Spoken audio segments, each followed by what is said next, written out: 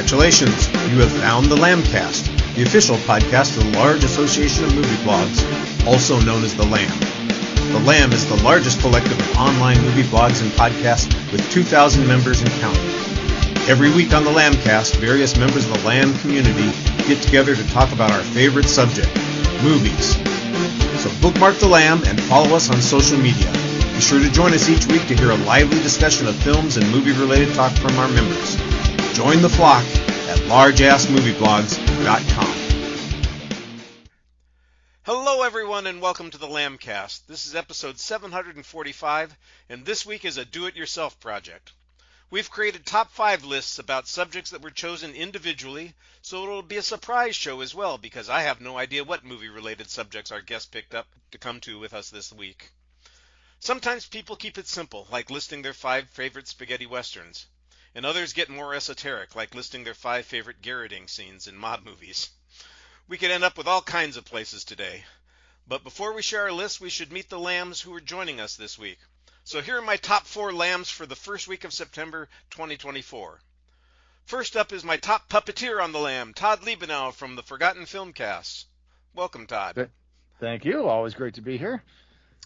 Our next guest tops my list of whiskey-sipping connoisseurs, Thomas Stoneham Judge from the For Real Movie website. Yeah, thanks for having me. I'm looking forward to this conversation. Don't drink too much during the show either. No promises. Topping my list of favorite UK guests this year is the ever-reliable and fun Tony Coogan from Coog's Reviews. Yeah, thanks for having me on. And finally, topping my list every time I face an existential crisis in my movie discussions, the number one outlier on many episodes, Howard Casner from Pop Art. Well, every party needs a pooper. That's why you invited me. That's it. Party pooper. There you go. So for our lists, we're going to go around the usual round-robin style. We'll ask you first to tell us what your list consists of, and then share the number 5 thing on your list, counting up to the number 1. I don't know if you did it that way. That's how I always do things. But if you just have a random list, that's okay too. And Todd, we're going to start with you. So what is it that you created a top 5 list for, and what's your number 1 or your first discussion subject today? All right. Well, I was really struggling trying to find a topic. I went through like about half a dozen different possibilities this week. And finally, as I was recording a podcast yesterday, I hit upon an idea and I went, oh, let's do that. So I don't know, maybe I was feeling nostalgic or something, but I started thinking about one of the kind of, the main things for me as a teenager growing up in the 80s was the idea of the mall, going to the mall. Malls are kind of different now than they were back then. A bunch of them are vanishing. The one that I used to frequent when I was a teenager closed earlier this year back in the Chicago suburbs. So I decided to do my top 5 favorite mall scenes in movies. Oh, I like it. And just to kind of clarify here, we're talking about mall scenes, not movies where the mall is the primary location. So like Dawn of the Dead doesn't count, Mallrats doesn't count, Chopping Mall doesn't count. Okay, this is where we've got like a scene or two in the mall. And also I'm going to throw out, I did leave off my list the big mall fight from Jackie Chan's Police Story, because that is the greatest mall sequence ever, but it's more about the fighting than it is the atmosphere of the mall. And that's kind of what I was going here. I was thinking about, how is the mall portrayed? And you want some suspense in the list. Yeah, I could have just, all 5 entries would have been Police Story if I'd done it that way. But, I was kind of trying more to think about like, the feeling of the mall, the atmosphere, how it's portrayed in the movie, like the stores that we see and the music, because that's a very important thing here with the atmosphere of the mall and all that kind of stuff. So are these all indoor malls or some of them outdoor malls? They are all indoor malls. They are pretty much the kind of the 80s view of the mall, except one of these films is an early 90s film. But yeah, so my first one I'm going to go with at number 5, the opening of Fast Times at Ridgemont High. Of course, the mall plays a big part in that movie.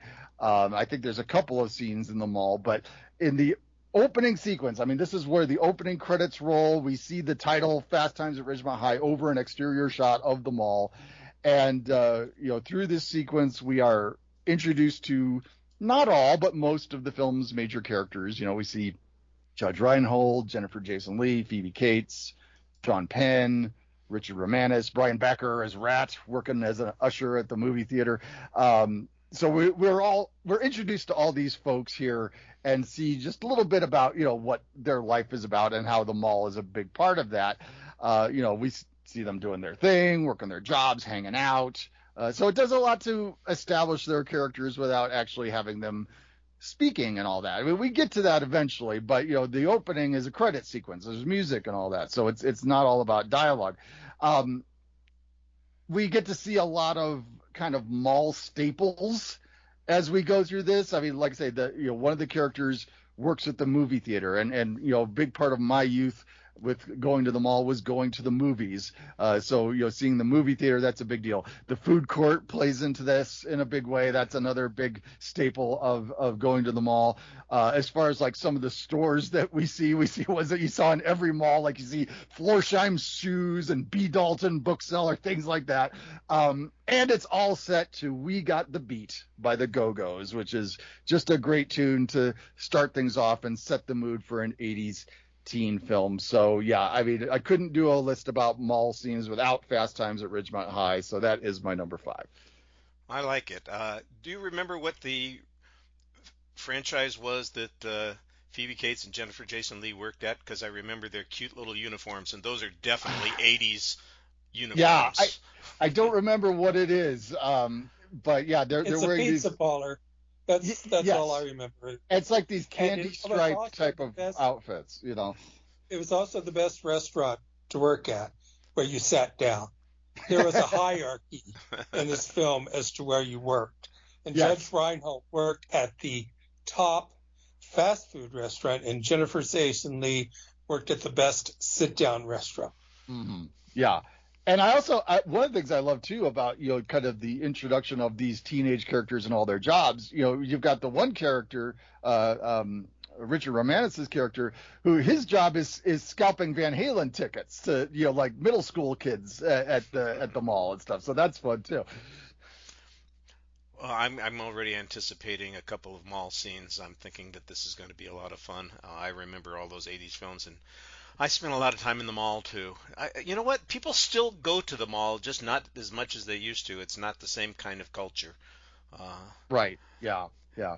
And I wanted to say too, maybe spoiling one that's not on my list, but I know that this mall that they filmed this sequence at appears in a lot of movies because it's, the Los Angeles area. And I'm pretty sure it's the same mall that was used in Inner Space, which was one I considered, but is not on my list. So, yeah, I don't know the name of it. I'm not a Southern California guy, but I know that's a famous mall. All right. Thomas, you there? I am here, yes. So what's the subject of your top 5 list? It is kind of tough coming up with a subject, but I figured I would take this opportunity to do a little self-promo, but also maybe help our keyword search out a little bit and talk about something with the Toronto Film Festival. We got TIFF films. Yes. So what I decided to do was go through my top 5 favorite People's Choice Award winners at TIFF. Oh, cool. Now, just a disclaimer, I haven't gone through the archive of all the winners before. I know that there's a lot of movies that I have not seen, so this is just my own personal 5 favorite. I'm not going to say that they're the best, so don't get mad at me if your favorite or your best idea isn't on my list. But these are just the top 5 movies that kind of hit me. That seems reasonable. Yeah. So I'm just giving my number 5 right now, right? Yeah. Yeah. So at number 5, I ended up putting Silver Linings Playbook. I remember having a lot of fun with this film. It's a David O. Russell film. And this was also kind of the start of that David O. Russell, Jennifer Lawrence run. After this, they collaborated on American Hustle and Joy as well. And I think Silver Linings Playbook is my favorite of those collaborations. I'm a big fan of Jennifer Lawrence. David O. Russell is good, besides Amsterdam. I just remember having a lot of fun with this film. I remember enjoying the chemistry between Jennifer Lawrence and Bradley Cooper. This was one that kind of lingers in my head as one that I enjoyed and say that I need to get back around to. I haven't yet, but this is a good reminder that I wanted to. And the films that win the People's Choice Award, they're debuting there at TIFF, right? Not necessarily. Oh, okay. So I do have at least one on here that was a world premiere at TIFF, but no, these are just what was chosen. What the audience is chosen like. as a favorite. Mm-hmm. Well, obviously that's a good one. Go ahead, Todd. Yeah, it's a good choice. I only just watched it for the first time about a year ago on a flight. I was going out to visit my parents in Chicago, and I always, make sure I've got a movie downloaded to watch. And I was like, I've never watched Silver Linings Playbook, and so I sat down with that one on the flight and really enjoyed it. Yeah, I think it would be a good flight movie. I forgot to mention this is the 2012 winner of the People's Choice Award. Oh, it's hard to remember that 2012. Oh my gosh, it doesn't seem that long ago. Time flies when you're having fun. All right, Tony, what's the subject of your list this week? For my list, as people said, sometimes it can be a bit hard trying to figure out what to make a list on. And for this list, I was a bit inspired as a few weeks ago I went up to Edinburgh for the Edinburgh Fringe Festival, and when I was going around there, it was interesting to see the number of different shows and things that were going on there that were based on films. And sometimes I've probably done it as well. That's a complaint that you can think of to make of a film, especially a dialogue-heavy one, is that it feels stagey.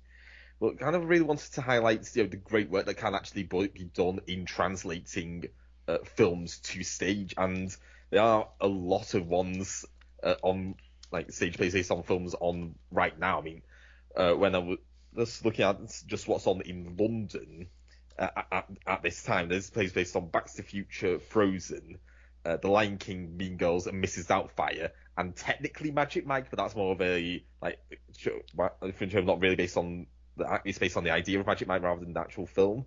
And then coming up soon, there's Hercules, Devil Wears Prada, and one I'm really excited to see, Doctor Strangelove, co-written by Armando Iannucci and starring Steve Coogan. It should be a lot of fun. And then going back to actually the reason why I made this list, the number 5 I'm putting on here is one that I saw at Fringe this year. And there were a few interesting ones on at Fringe. There was one based on Trainspotting, which is based on the book, but you can definitely see in terms of posters, they were taking their cues from the Danny Boyle film. And there was also posters I saw for a musical adaptation of Drop Dead Gorgeous, with the songs being written by Ricky Lindholm. But the one I'm going to choose for number 5 isn't really it's a straight adaptation of a film. It's a bit more of a silly, fun experience, which was Hold On To Your Butts, which was a 3-person recreation of Jurassic Park. And sometimes seeing these one person, handful of people do a version of a film can actually make some really great experiences. Fringe Festival I went to 2022, if I got it right. There was one person poetry reading, which was presenting Die Hard as this epic poem, like Beowulf. But Hold On To Your Butts, it's 3 people, 2 on stage and the Foley artist, running through the entirety of Jurassic Park in just under an hour.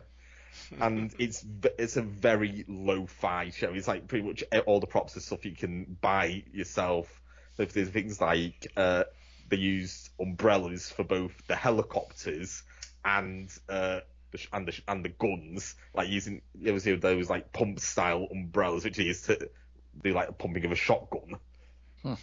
And there's things when they were doing the T-Rexes, they just strapped a traffic cone to their arse and just playing around. It's basically just felt like a bunch of kids who were trying to recreate the film with the very little resources they have, and it just feels very charming. And there's also a lot of fun they have with just the acting as well. Just every time they do a Jeff Goldblum impression, they go as full Goldblum as possible, and you can tell the two actors are trying to get each other to break, especially when they do things like when they do increase under an increasing number of buttons, when they're doing the sexy Goldblum pose, when they do Samuel L. Jackson's character. It's basically every time they bring him up, he has an increasing number of cigarettes in his mouth. So he's got until he gets to the end, it's just the person's got pretty much a full pack of cigarettes in their mouth to play him. The version of John Hammond is Richard Attenborough by when they do Muldoon, they have the people just putting their legs up on as many raised platforms as possible, including in the audience, just to making fun of the shorts that the actor wears. It's all done with a lot of fun. It's written for my group who clearly love Jurassic Park and just want to translate the fun they have with the film onto the audience. And it's just a great example of the kind of fun that you can have at the Edinburgh Fringe and the stuff that you can do when you do something a bit more out there with trying to bring a film to stage, especially more big budget effects. Everyone doing it as a 3-person experience with probably a budget about 50 quid for every single prop. Well, the unfortunate thing about your list is I think there are going to be several things there that I want to see that I'm never going to see because I'm not going to make it to the Fringe Festival, and that's just too bad. If they start touring them, let me know, because I would go see Hold On to Your Butts on tour here in the States.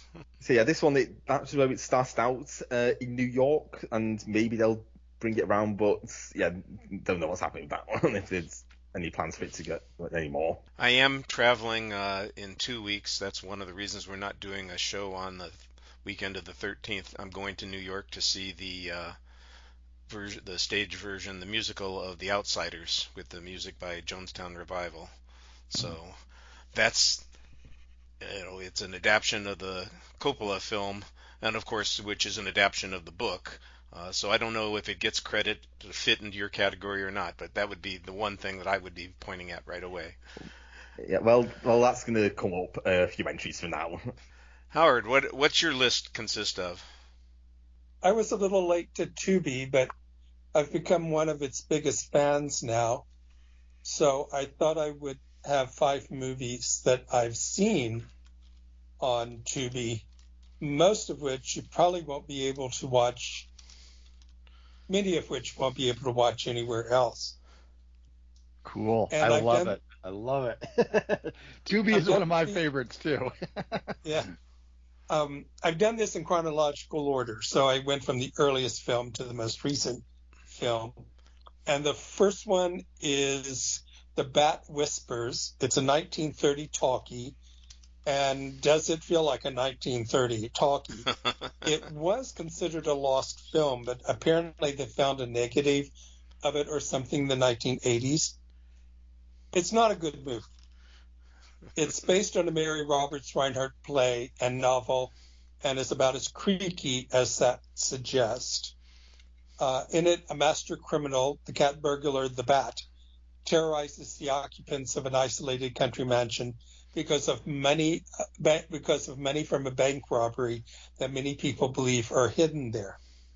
But this money also attracts a lot of other people as well. The main reason I talk about it is that the direction and cinematography is incredibly amazing, with camera angles and the use of camera that almost seems impossible for the time because of those great big cameras that they had difficulty moving. For example, at one point, it comes all the way down a building from top to bottom to the street level. It at one point drops down and follows someone down a garden. They invented a camera so they could shoot from the back of the car. It's also, along with the big trail, one of the first known uses of widescreen. It's a widescreen movie. And the shadowy cinematography is incredible. And I just can't see how it couldn't have been a major influence on film noir.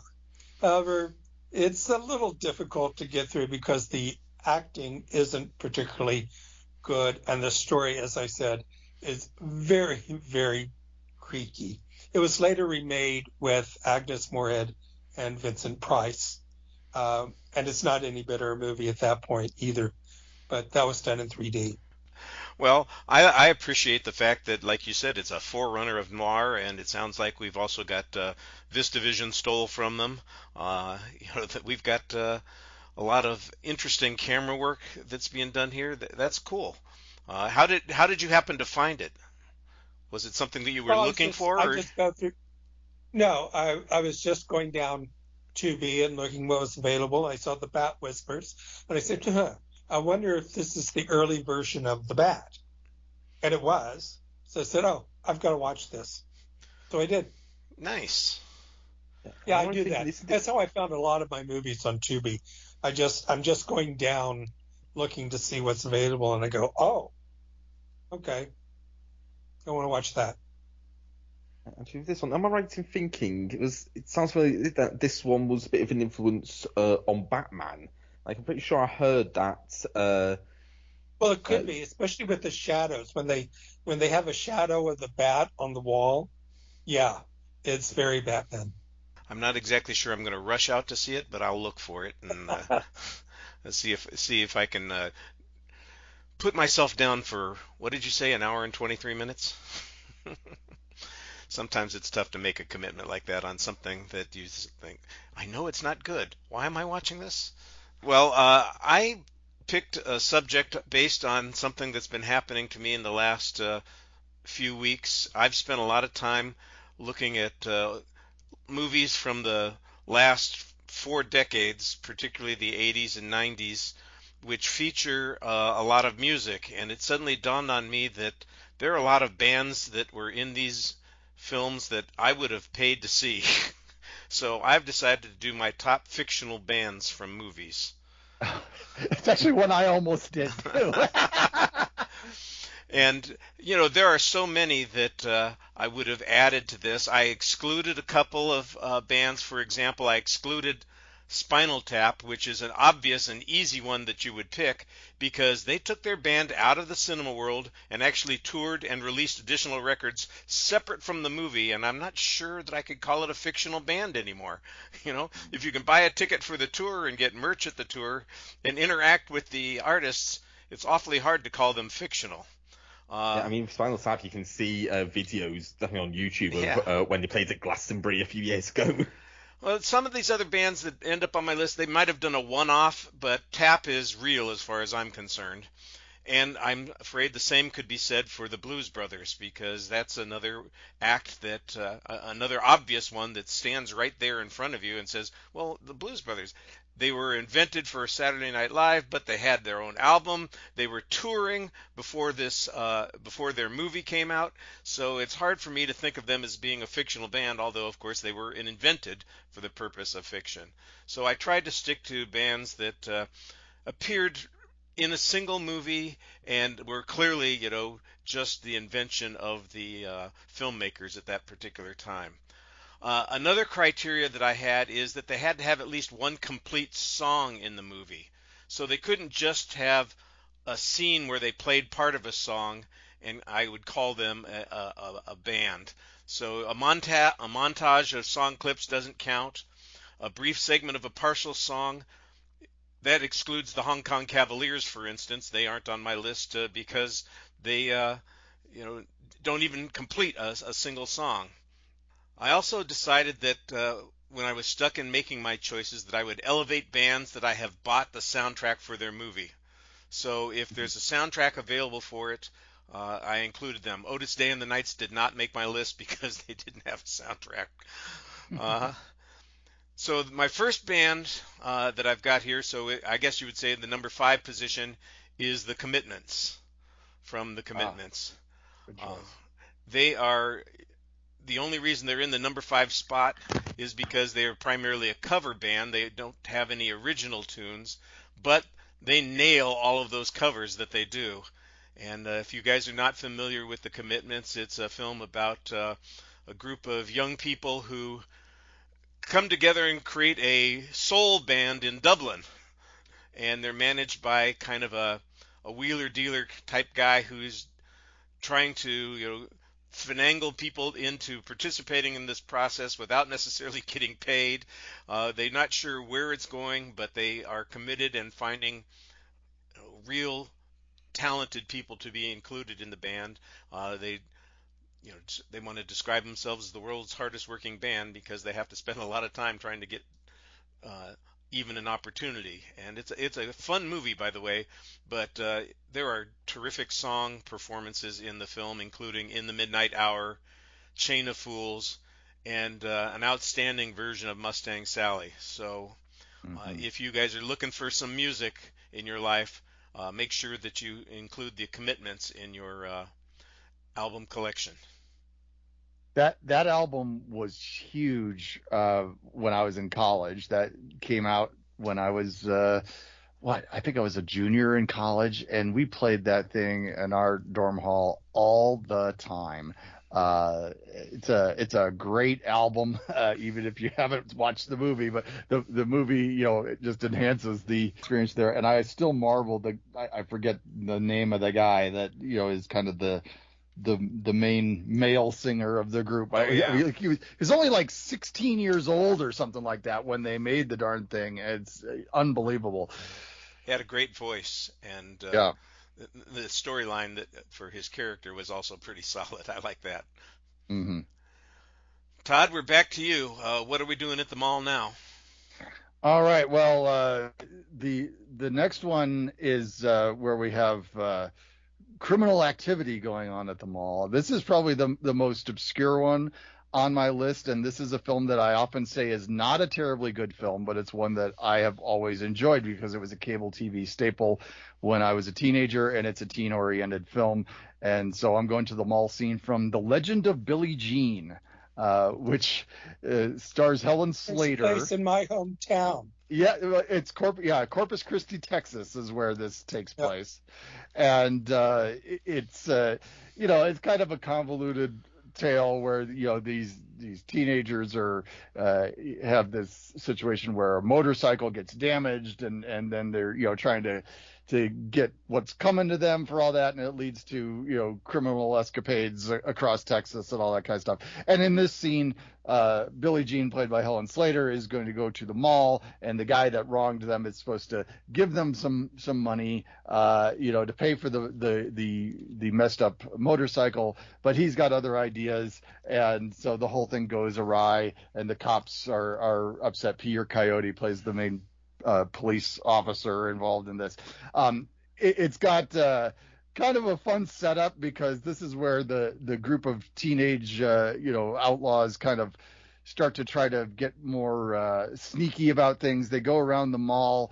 They go into a toy store, which, by the way, looks like a KB toy store, which again was a staple of the mall back in the 80s. And they're like stealing things that they're going to use, for this whole little plot. Like they grab some G.I. Joe walkie-talkies so they can communicate with each other, but they leave IOUs for everything because they're good kids. They're just in a bad situation. So anyway, the thing that's cool about the sequence for me always is that the handoff is supposed to take place right by the escalators, and there's this waterfall that goes down between the middle of the escalators, and that plays into the sequence when it kind of deteriorates into a chase sequence. Helen Slater's climbing all over the waterfall and stuff. But I think part of why I like this one is because of all the movie malls, this is the one that reminds me most of the mall that I frequented when I was a teenager. I think that probably if I really did some research, I might find that the people that designed this mall might have designed my mall that I went to, because it's got a lot of the same type of features. Even the waterfall feature between the escalators is kind of similar to what they did at one spot in the mall that I grew up at. So, a lot of things that kind of just trigger memories for me. This is a mall that's full of activity. It really looks like it's a destination, kind of gives that vibe of why we went to the mall so much. And going back to the music again, the chase that happens in this sequence, it's set to Rebel Yell by Billy Idol, so you can't go wrong there. Sounds like fun. The waterfall between the escalators, that's intriguing. I'm going to be looking for that picture for the YouTube video. I have to include that. Thomas, what's our next People's Choice? What's your choice for the People's Choice, I should say? Yes, my next choice for the People's Choice. Number 4 is one that I actually have a kind of a funny story about. But at number 4, I put the 2013 People's Choice winner, 12 Years a Slave. I remember all the buzz about this movie when it came out. And I think this is the film that really put Steve McQueen on the map. It's also the film that put Lupita Nyong'o on the map, and they both have thriving careers right now because of this film. And it's a tough film to sit through and watch, but obviously an important one for telling the story. But the funny thing about this film is that it came out back when I had started dating my now husband, and it was it was in theaters, and we were looking for a movie to go watch, and I didn't intend to watch this film, but I was talking with my mom, and she's like, Thomas, you need to go watch 12 Years a Slave. And my mom really insisted on this, and she didn't know I was dating at the time, but I told my husband, or my now husband, back then, I was like, hey, I'm needing to see this movie. Should we go watch it? And we did, and it was probably one of the most awkward dates that could ever happen. Not exactly a date movie. It is not a date movie. That's where the story is going. It's not a date movie. But obviously things worked out with me and my husband. So and now it's a story I can tell on this podcast. But 12 Years a Slave, I think it was a really well done movie, and again, like I said, significant for the start of careers for people who are now staples of the industry. Well, obviously it was an important movie, but I like the date movie aspect of it as your story. I read a story not too long ago about a couple that went to a revival festival, and it was their first date, and he was taking her to see Phantasm, but she thought they were going to see Fantasia. And she was completely thrown by what happened, and it was like they left halfway through. And I thought, well, fortunately, your date didn't end that way. Yeah, right. Too bad. Phantasm's a good movie. I like it. Yeah. And I thought The Blob was the movie that put Steve McQueen on the map, but. Maybe it was. What is The Blob? Wrong Steve McQueen. That's just me playing into my own personal little brain fart, because every time someone says the name Steve McQueen in terms of the director, I'm always going, what, the guy from Bullet? Yeah. I mean, I cannot separate the That's really funny. I'm sitting here going, yeah, we just did the Towering Inferno. He was fantastic in that. Tony, what's your next film to stage adaptation? And I guess it's from the Fringe Festival. Well, not all of them. Not all of them are from Fringe. So this one I saw in London a few years ago, and this is one where there is a professional recording of it when it was on in New York, which is available. So it is one where you can watch a version of it. And the one I'm choosing my number 4 is the stage version of the Disney musical Newsies. And there's a good history of Disney musicals going to stage. Like the version of The Lion King it's been a staple in New York and pretty much everywhere they do theatre for years now. And that's probably why I decided not to put The Lion King on this, because it would be a bit too obvious. And some Disney wants to do where some of their, let's say, lesser regarded films have made transitions to the stage, and did that with Newsies in New York, and it ended up doing really well in New York because we've got the music, and they've got the good music from Alan Menken from the film, with more songs in the film, into the musical, and Harvey Fierstein writing the script for the stage version.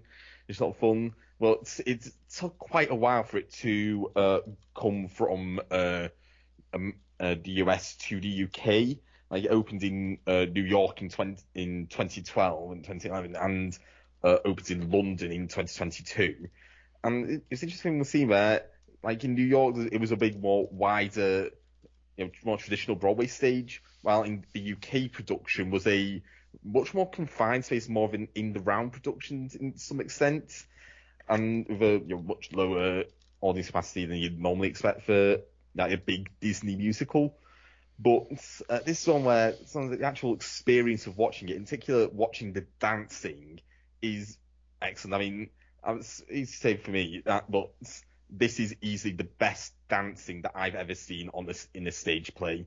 Like, the skill of the dancers is excellent, and it was a very athletic. So right from the start, you've got them like on zip wires going over the audience when they do the number King of New York. They've got little like lamps that go down, and they're doing like, and they have to like swing over the stage. And when I was watching it's not a big stage, and you don't get the tension that even though with how skilled the dancers are, there's always a risk that something would go wrong and they'd fall off. And it's also just where this is the only time I can remember seeing a show where there were multiple standing ovations before the interval started. Like, when they do the musical number Caesar Day, which is about 2/3 of the way into Act 1, and there were 2 standing ovations during it because of how good the dancing was. The skill of dancers is incredible, and it's a very cheesy show. I mean, when you get bring the singing nuns out in the first 5 minutes, you know exactly what type of play you're going to see. Very earnest, it's got its heart on its sleeve. Between Newsies and Annie, it's one of the surprisingly multiple number of musicals, which has a Deus Ex Roosevelt in there. Yeah, it's just a lot of fun, and I know the pro shot of the New York productions available on Disney Plus, so that there is an option to see it. But the London production I saw was excellent, and it's a shame that that's closed now. So this is one of my daughter's favorite musicals. She is a big fan of stage musicals, and it's a special memory of ours. We went to see Newsies on stage as a family back many years ago. I don't remember how many years ago it was, but my parents were coming to town for a visit, and they treated us all. It was playing in Denver at the time, so we went and saw Newsies, and it became one of my daughter's favorites. Every time it's come back to Denver since then, she's gone and seen it. I would make the case that the stage version is superior to the film, and at the very least, everyone in the stage version can sing and dance. I mean, as much as like Christian Bale, even he'll admit he's not a good singer or dancer. Yeah. And I'm always charmed by the aspect of this where, they want to go to Santa Fe, is their ultimate, paradise destination, because Santa Fe is not all that far away from where I am in Colorado, and I enjoy visiting there a lot. I've gone to Santa Fe a couple times, and my wife and I both kind of go, we could retire here if we had to. This is a nice place. We like it here. So yeah, but you have to fight with all the Newsies who've emigrated there, and right, exactly. raised the condo prices for the retirement areas. And also with these, it's also kind of interesting seeing some of the differences between like watching the pro shot of the American production and the UK production, in terms of like the way it's cast. Like the lead role, I think Jack Kelly role, the one that Christian Bale played in the film, and was Jeremy Jordan in the New York version of the pro shot, is now has a black performer in the lead, and so it was a bit of an interesting version dynamic with that. And again, excellent dancing. The Brooklyn Newsies are all played by women in this one, and so it also makes a bit interesting, like, dynamic compared to some of the other productions of Newsies and the film, and it helps give the UK version a bit of its own identity. Makes it a little more unique. Yeah. And something that we're not likely to get a chance to experience, unfortunately. Damn, there's another one. Again, you've got the pro shot, so there's at least a way to watch it. Howard, you were flipping through Tubi. What did you see second most recently? Well, for the next one, I debated between two films that I thought I was never going to be able to see because they are not generally not shown. And it was between The Detective, which is J.B. Priestley's Father Brown detective mystery with Alec Guinness, or The Leather Boys. I opted for The Leather Boys because it was much more controversial and edgier. It was released in 1964 and fits the angry young man kitchen sink drama. Dot and Reggie get married, but their marriage quickly goes sour. Reggie is fascinated by the motorcycle culture and strikes up a friendship with Pete, a fellow biker. Pete is also a merchant marine and talks Reggie into joining up and coming with him. But when Reggie realizes that Pete and his fellow Marines are gay, he returns to his marriage. And this was a controversial film at the time because, though it may sound like it from the summary, it isn't really homophobic. The gay aspect is quite normal, though there is a little stereotyping. It was very controversial. I think more controversial probably than Victim. It's based on a book that I read, and I actually remember the ending differently in the book, so I'm not sure. But in the book, Reggie actually, I think, comes to accept that he is gay and, rejoins the motorcycle group because it's a gay motorcycle group. But my memory is a little fuzzy, so I can't be sure that that's what happened. But it's actually, I think, a very good film. It got mixed reviews. I'm not sure it's well received, but I really liked it. It looks great. Rita Tushingham is in it. She's probably the best thing in it, but I do recommend this one. It sounds like the bike riders only, instead of the homosexual theme being a subtext, it's right there in the movie. Yes, exactly. I actually almost watched this one about 2 weeks ago because I browsed Tubi as well, and I was like, oh, that looks interesting. Well, I don't think I've heard of this. Is this a British film then? Because you mentioned it. Yes. Okay. Mm-hmm. All right. Yeah. Well, I'm back to my fictional bands, and I'm picking one that we've done as a movie of the month on the Lambcast before. I think there's usually a lot of love for this particular act. I frankly, I just love this band. I love the whole idea of it because it's real kids at an age when they would be exactly thinking these kinds of things. Sing Street. I am so happy you said Sing Street. I was waiting for this one. Should have been Oscar nominated. Yeah, it should have been. There's so many songs in this. They do 8 songs. The band Sing Street does 8 songs themselves in the movie, and they've got one banger in there, Drive It Like You Stole It, that I think is just fantastic. They also get extra credit for their self-produced videos. I love those. And some of the songs are just clever. I love the riddle of the model, and of course the attempt to get back at the headmaster with the song Brown Shoes. And I like the song Girls too. So there's a lot to like in this movie, and the kids aren't phenomenal, but they're really good, and you can see them getting better as part of the band, and I like that. That's one of those things where you see, let's get together and put on a show. Only they're doing it for the very reason that most guys would put together a band. They're doing it to impress women, or a particular woman.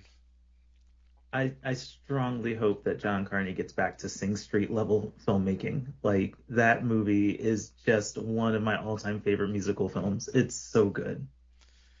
Yeah, I don't know anybody who's seen it who doesn't love it. I love the scene where he goes to the girl he's interested in and says, I've started a band, and now he has to start a band. Now he has to start a band, yes. Todd, we're back to the mall. Well, probably some folks saw this one coming. My number 3 is Terminator 2, Judgment Day. This is a little bit different because a lot of it takes place behind the scenes of the mall. It kind of goes back and forth, but I like that it establishes the mall as, again, the place to be. There's a lot of activity going on there, a lot of folks hanging out. We go to the arcade with John Connor and his redhead buddy Danny Cooksey, who I always remember from Different Strokes. But the arcade was an important stop at the mall, so I like that there's an arcade sequence as a part of this. And then we get that great showdown in the back corridors of the mall where we first see the two Terminators square off with each other and first learn, I guess, spoiler alert here, folks, that Arnold is the good guy this time. And, it's a great fight sequence there. It kind of establishes some of the abilities of the new Terminator, and then they crash out through the wall, go through a clothing store, and the fight goes out into the actual mall itself. Guy there taking pictures with he's got a random 35 millimeter or single lens reflex camera there, and I'm thinking, they'd all be taking pictures with their phones today, but and then, of course, the chase goes out into the parking garage, and then leads to one of the best chases of the whole movie. So, it's a great mall sequence there. Kind of different than others because it's not as much about kind of that fun atmosphere of the mall, but still is a great sequence. This is the only one on my list too that does not have, as far as the music goes, it's not like a song type of a thing. This is, just score, but the T2 score is great in this moment, so I can't fault it for that. So it's not the semi-obligatory musical interlude. Correct. Yeah, well, everybody I know loves T2, and that, the fact that it's taking place backstage at the mall. If you've ever been in those corridors behind the mall, they are exactly that way, dull, and you wonder how do people remember where they are at any given point. Yeah, as I was rewatching it yesterday, because all these mall sequences that I'm naming here are actually clipped on YouTube, which indicates to me that other people appreciate them as much as I do. But yeah, I was looking at those back corridors and thinking, yeah, it's all plain and boring. It's like kind of how I imagined like the underground passages at Disneyland or something like that, Mm-hmm. Thomas, we're back to Toronto, so what are we cheering for? Yes, this one was cheerworthy, at least when it premiered at TIFF. And for number 3, I'm picking the 2022 People's Choice winner, The Fabelmans by Steven Spielberg. This one is very near and dear to my heart, specifically because I actually got to attend this world premiere. And that was a remarkable experience.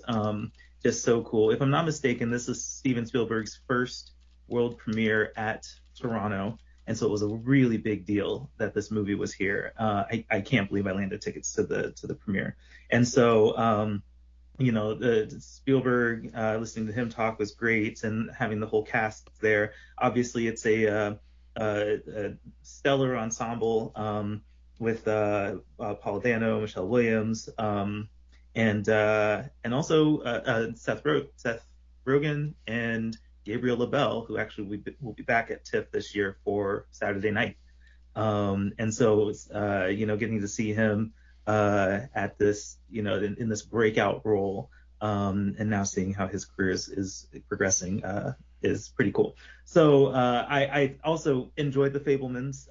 Really thought that it was an entertaining, enjoyable film. Obviously, it's not like Steven Spielberg's blockbuster films, but certainly a project that's near and dear to his heart, and you can tell when you're watching it, how cinephile this movie is, and I just love that. So, The Fabelmans was a really my number 3 for People's Choice winner.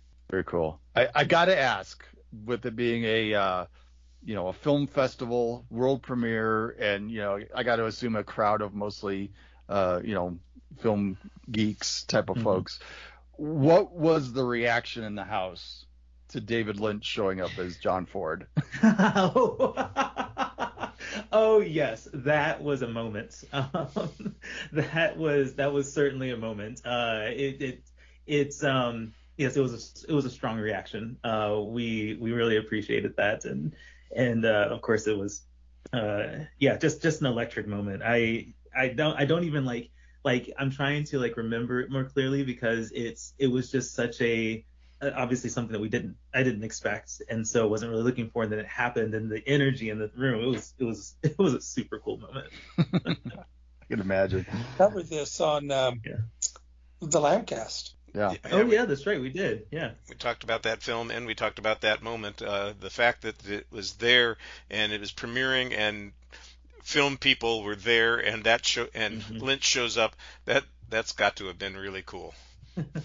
I'll tell you what, though. Here's just a quick story on that experience. I can't remember if I mentioned this when we talked about it, but I was running late to the movie. I got into my seat. The movie was already like a minute or two into it, and it wasn't until I was in my seat that I thought, shoot, did I turn my phone off? Is my ringer on? Will I be that person whose phone goes off in the middle of a world premiere screening of a Steven Spielberg film? Guys, the anxiety like almost ruined this movie for me. And so I literally spent about 30 minutes of this film trying to decide how I can check to make sure my phone is on silent without causing a scene. And if I didn't do anything and my phone rings, that's also going to cause a scene. And of course I wasn't I actually had a really good seat, like in the middle of the auditorium. So like if I open my phone, I know the brightness is on the highest. It's going to be seen. So I spent 30 minutes assessing my options and trying to figure out how do I keep this as low profile as possible before my phone rings. And you didn't want to just pretend like you were going to pee. I was in the middle of the auditorium. Like I would have had to crawl over. In fact, on my way in, I stepped on people's shoes. Those people, I found out, were Steven Spielberg's sisters. So like, it was a whole thing, guys. It was a whole thing. I did end up just going on and like trying to hide my phone and checking, and my ringer was in fact on, and I did get a call in the second half of that movie. So it was a good thing you checked. It was a good thing I checked. It didn't create too much of a scene, and like, ooh. You don't have a really annoying ringer on your phone, do you? You know what? I wasn't trying to find out. I just couldn't remember. Everything was going so fast that night that it was just a blur. It would have been great though if your ringer is something like the Raiders March or the theme from Close Encounters or something like that, you know. See, maybe that would have been worth interrupting the screening for. Or imagine if it was Jaws. Yeah, very, very memorable experience. So, I mean, it's number 3 because I enjoyed the film, but I guess I do have this, this kind of fun experience with it as well. The stories are what make it worthwhile. That's what makes it worth talking about. Tony's got a story for us for his next film to stage presentation. For my number 3, I'm actually going back to, you said earlier, Rich, about essentially about adaptations of books that were adapted into films, adapted to stage. One I've gone for my number 3 is the stage version of The Shawshank Redemption, and this one where it's even though a lot of its dialogue, all the stuff that was using it was clearly was from King's original book. There's some bits that taken from King's story that were included in the film that's brought in, but definitely tell it was more based on the film than the book, particularly with the way it was cast for Andy and Red. It's like Red was definitely kept in the Morgan Freeman characterization compared to the way Red was described in the story. And it's one where it's one where Shawshank Redemption just in general works well as a play. You've got one location from a majority film with Shawshank Prison, and you can easily do the transitions between the different areas of the prison effectively. Like the casting I saw was really good in it. And it's kind of interesting seeing how different actors, where you see them in different roles in the same period of time. But into this one, as the person that played Warden Norton, when I saw Shawshank Redemption, I saw again a few months later when he played Juror Number 4 in the production of 12 Angry Men that played in Cheltenham with Patrick Duffy as Juror Number 8, and it was very close between Shawshank Redemption and 12 Angry Men over which one would get this position. I've ultimately decided to go with Shawshank Redemption. I think partly because with 12 Angry Men, all my mind it just kept going back to the film, and that's how much I preferred the ways stuff was done in the film compared to the stage version. Whereas Shawshank Redemption, the film is one of my top 5 favourite films, but the way it was done here, it does have a bit of its own identity. You can kind of separate it from the film, and I wasn't really thinking of the film while I was watching it. I was able to judge it more as its own experience. And also an interesting thing in this one was the script for the stage version was co-written by Dave Johns, who's more known as a comedian, and probably more known for people in the film circles for his role as Daniel Blake in Ken Loach's I, Daniel Blake. And there's parts of where you can see some of that. There's like those Loachian ideas kind of leach into the Shawshank Redemption in some way, and it's still keep with King's story, but it does work. Just works really well on stage, and it's also interesting because with how it starts, because they actually do keep the prison. It doesn't like starts in the prison. Pretty much the entire play is in the prison. It doesn't include like the stuff from the film where it starts with the trial of Andy. It just keeps the focus entirely in Shawshank, and I'm not really to spoil because for people who know Shawshank Redemption know how it ends, but when it actually opens up at the end, it does create this is only stage opens at the end, it creates a really hopeful and emotionally resonant ending that probably works as well as the ending of the film does. Was this a London production? Was this something at the? You said what is it, Cheltenham? Cheltenham. So I currently live in Cheltenham, and it was more of a local production. Okay. So it was starring in a few towns and cities around the South England. I can't remember if it played in London, but it definitely played in some of the town cities around my neck of the woods, and I was able to see it when it played in Cheltenham. Nice. Well, Howard, I know that whatever it is you're going to be talking about is playing on Tubi, not in Cheltenham. So tell us what it was. Well, Otley is a 1969 spy spoof starring Tom Courtenay in the title role and Roman Schneider. Gerald Otley is a wannabe antiques dealer. When he gets kicked out of his flat for failing to pay rent, he sleeps at a friend's house for the night, wakes up 2 days later in an airport field accused of murdering his friend, and finds himself entangled in international espionage. The 60s and 70s were a time when spy comedies were much more common, like Flint and the Silencers. It's actually a film that Hitchcock could have directed and has a lot of flavor of North by Northwest. It's fun. Courtney is great, but it could have had more tension, which Hitchcock would have given it. It's a bit slackery, like the main character, but it has a lot going for it. I like the way you described it, a little slackery. Yeah. I missed the title. What was the title? Otley. Otley, O-T-L-E-Y. And was this just a random selection also? Or were you completing your Tom Courtenay collection? I think I'd heard about it before, so that interested me. And then, since it starred Tom Courtenay, who doesn't do a lot of film, he does more stage, but he tends to be really good in whatever he does. So I wanted to watch it. You say it's a comedy. Did you laugh at least?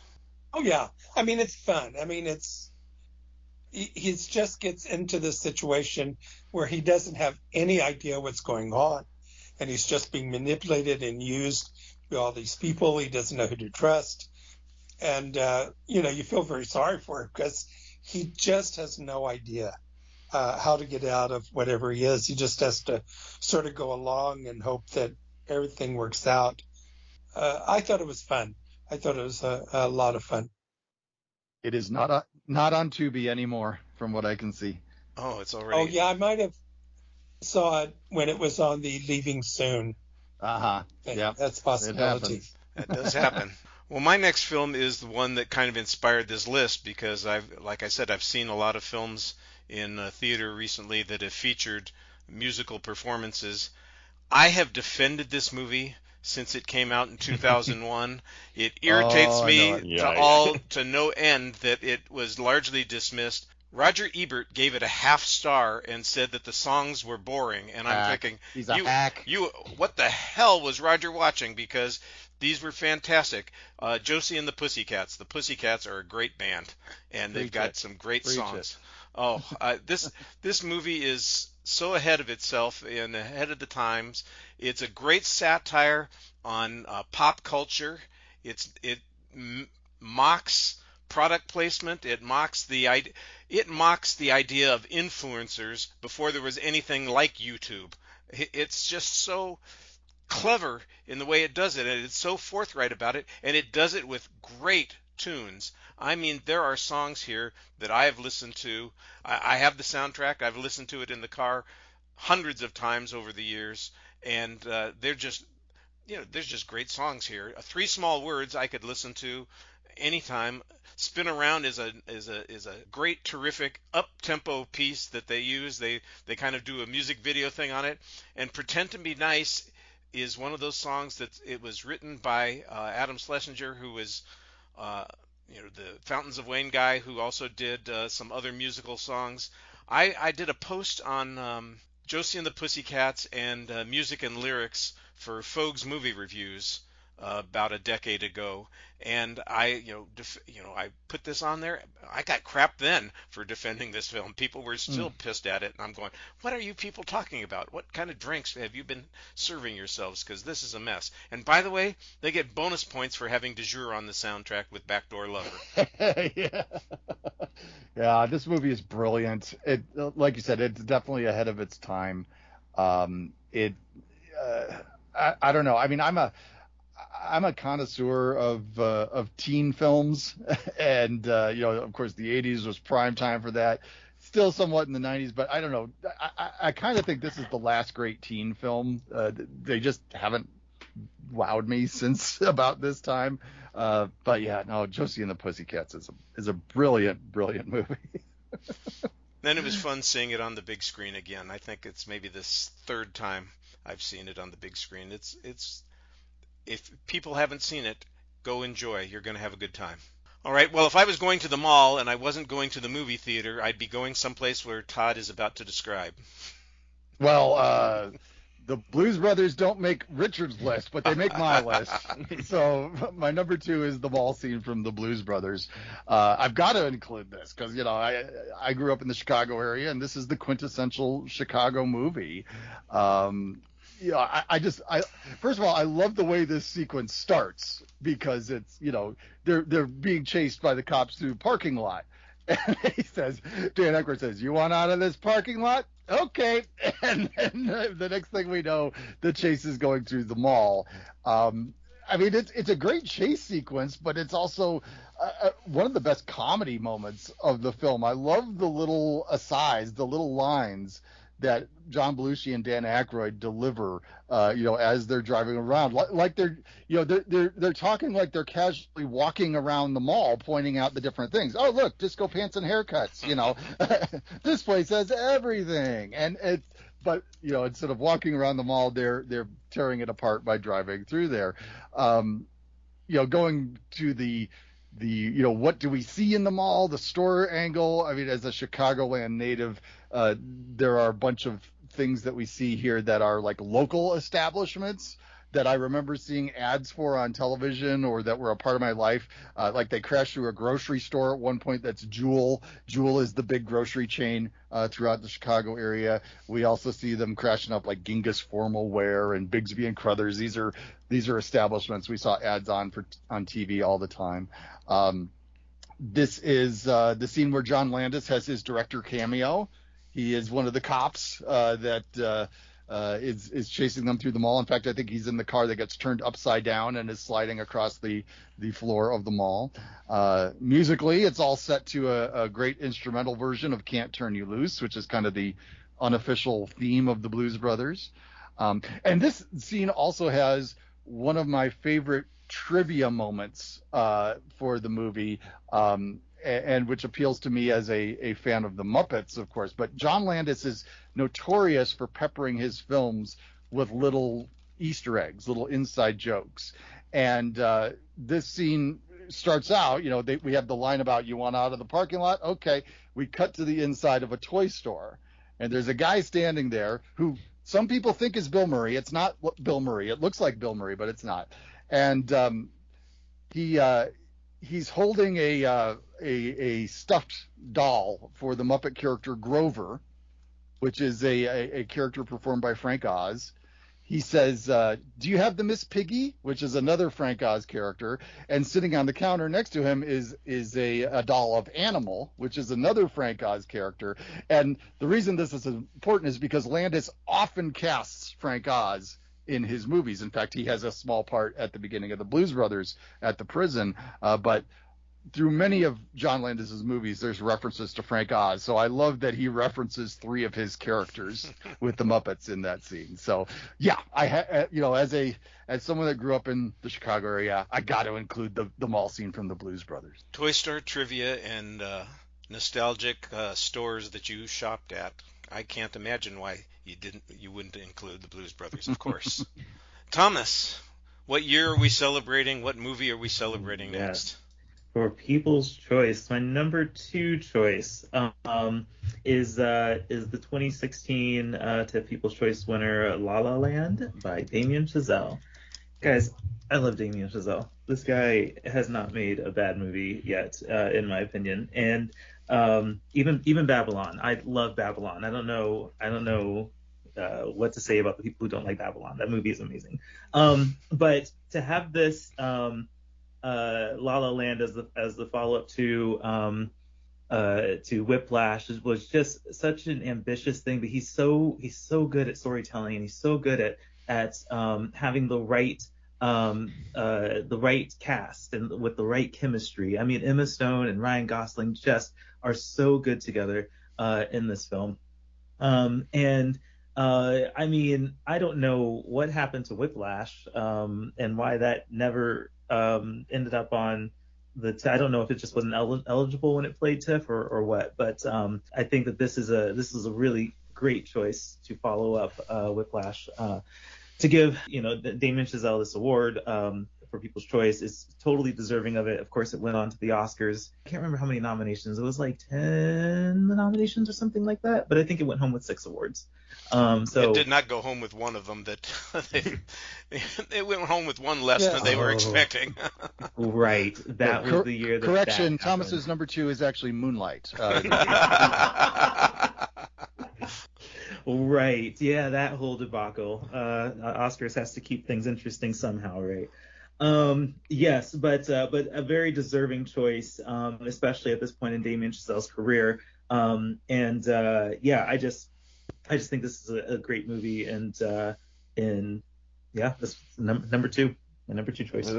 And actually with La La Land, so 2016 was the year that I went to the Toronto Film Festival with my dad, and even like before the festival even started, you could kind of guess that La La Land was going to get the awards, because like all the other showings that I went to, I was able to get tickets in plenty of time. La La Land was the one that was sold out, and pretty much every time I'm trying to get into see La La Land was sold out. Although that kind of ended up being a really good thing for me, because at the time that I would have been going from one place to another to get to the La La Land screening. I ended up a few hours earlier going to a screening of 2 episodes of Black Mirror, and because I was having to rush to go to see La La Land, I was able to have a 20-minute conversation with one of my idols, Charlie Brooker. Nice, everything works out, huh? Yeah, that's the case. I was talking with my daughter the other day. We had to make a choice at the Turner Film Festival earlier this year. I was wondering, why is it we didn't see The Searchers on the big screen in 70 millimeter? Because that's what we were seeing this last week. And I said, and I know it was playing at the TCM. What was going on? We had to make a choice. And she said, remember, we went to see Chinatown. I said, oh, yeah, that's it. The choices that you have to make at festivals, like, it's tough. That is always, you want to see everything, but it's really, it's scheduling and making sure that you can get from one screening to another. And I mean, I wish that I could have been at TIFF for La La Land, because if I had seen Whiplash and then gone to TIFF the year La La Land came out, yeah, I would have been calling for tickets too. So I would have gone to war with people over tickets for La La Land, and I'm so happy that it lived up to the hype, because you get at least I get concerned with these festivals, these movies that maybe not a whole lot of people have seen, that has early buzz. Is that early buzz because the movie is really good, or is it just because people got to see it early and were excited about seeing it early? There's a lot that you have to take into consideration when trying to judge what expectations you should have for a film. And I would have had such high expectations that, I would have fought for tickets for La La Land that year. It would have been worth it. So yeah. But also, it's cool when something else works out for you. So yeah. He'd have been mugging people in the corridors in the mall. And literally, give me that ticket. Well, Tony, what ticket did you get to see a stage presentation of a film? So for my next one, and this is another one where there's a pro shot available, and the pro shot is of the production that I went to see. So this one where you actually see it as close as you can to the way I saw it is I think there's is a bit of a history of turning like dark comedies, particularly dark comedies of the 80s, into musicals. I think most notably because it was told in the film version. There's Hairspray, and even going into films from the 90s, as I mentioned earlier, there's currently workshopping a musical version of Drop Dead Gorgeous. But the film I chose for number 2 is my favourite of the dark comedies turned into musicals, and that's Heathers.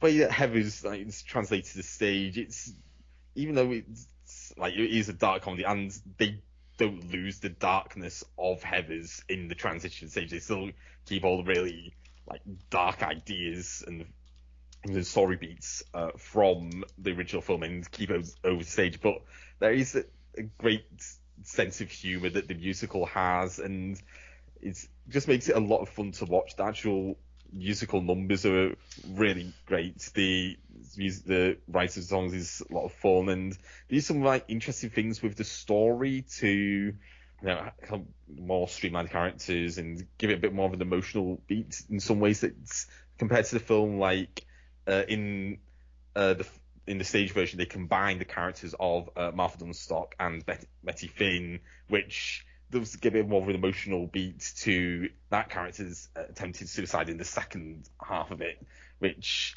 ends up being more emotional beats to ways that I prefer in the stage version to the film. And it is a lot of a bit of a toss-up over which version of Heathers I prefer, because sometimes I think, the film version is great. You've got, the stuff from Winona Ryder and Christian Slater is excellent. It's that with great darkness in there. There's some plot beats that work better in the film. And then other times I'm thinking, the actual dark comedy some instances I find works better on stage. It's a lot of fun to watch. It actually kind of helps use the medium of the stage to enhance some of the ideas, like the bits where they do for a better phrase, suicide prevention course in the school, and then they have like the lights come up in the audience, and they kind of get the audience involved in some parts of it, and have the cast really mug up to the audience, which kind of adds this idea that this idea is not being done as a way to help the students. It's more of a ego trip for the teachers to boost their own profile. And I think that some of that idea works better on the stage version. And it's just a really great musical, a lot of fun. But there's also an interesting story because from when I went to see it, because when I saw it, it was the weekend after the death of Queen Elizabeth II. And firstly, it's interesting. There's a bit of a hassle to get to because the theatre is like the closest theatre that you can get to Buckingham Palace, and all the security arrangements for the funeral and some parts of the queue to view. I think we're going a bit through around that area, so I was having to navigate all of that stuff to actually get to the theatre in the first place. And what should have been about a 5-10 minute walk from the tube station I got off at ended up taking about 40 minutes, which was a bit of a rush to actually get there in the theatre before this started. And also, before the play started, they had honestly a minute silence in memory of the Queen, and pretty much the first line of the musical numbers is a string of insults. So you've got this solemn moment of silence in memory of the Queen, and then music starts and string of insults, and just a massive tonal whiplash. It sounds like you had an interesting combination of influences there to make this a memorable experience. So it's not just the stage play, but also the circumstances that you see it in that make it memorable and worth talking about. Like I said, to me, the thing about doing all of these shows is about talking about your experience. So I appreciate every time people bring something of their experience to the discussion, because that's what makes these shows interesting to me. So thanks, Tony. Howard, I'm challenging you. Give me something interesting here. Tell me something personal about your Tubi viewing. Well, we're going to go more recent now. Okay. To a French film released in 2014. Next Time I'll Aim for the Heart. And the reason why I chose this, to be honest, is because of what it's about. It's based on a true story where for several months in the late 1978 and 79, the citizens of a small French town, OISE, I don't know how to pronounce it, they're terrorized by a serial killer who murders women at random. The reason why it was so difficult to find the killer is that it was one of the police officers trying to solve the case. Judge me all you want, I like serial killer movies generally. I don't know why. I find the psychology of serial killers to be fascinating, because they're so far off, the moral code. The central character is played by Guillaume Canet, and with the help of the script, he makes this awful character really interesting. And you do get caught up in how long it will actually take for him to get caught. And I recommend this one quite highly. How long is it? And I assume it's in French. Hour 51. Yes, it is. And it's actually on a number of sources from what I can see here. It's on Tubi. It's also on Hoopla and Canopy and Amazon Prime too. Oh, and the Roku channel. It's on a bunch of things right now. Yeah, it must have been. I bet it was recently released either very cheaply or for free. So a lot of places. My next band I've talked about earlier this year. I'm trying to remember. The show was. I don't remember if it was a Buried Treasures show or if it was What You've Been Watching. It was something that came up because I just can't remember what the context was, but we talked about this movie, and this is a band that I like because they remind me, they're probably your father's favorite band. They remind me of Thin Lizzy. They're a band that was widely loved, but not necessarily as well remembered as it should be. It's my kind of jam when it comes to music. The band is Strange Fruit, and the movie is Still Crazy. It's a straightforward classic rock format with some people who are not really musicians playing musicians, and some who are musicians playing musicians, but it's got a combination of terrific songs that I think justify this. And the climax of the film is the presentation of kind of one of their lost songs that really, I think, puts it over the top. It's great. It's The Flame Still Burns is a terrific song. There are moments in the movie that really make me think about why it is that people like music, and I appreciate that. There's a lot of humor in the film, but the songs are solid, and like I said, I could go with All Over the World and Bird on a Wire, but The Flame Still Burns is the song that I remember best.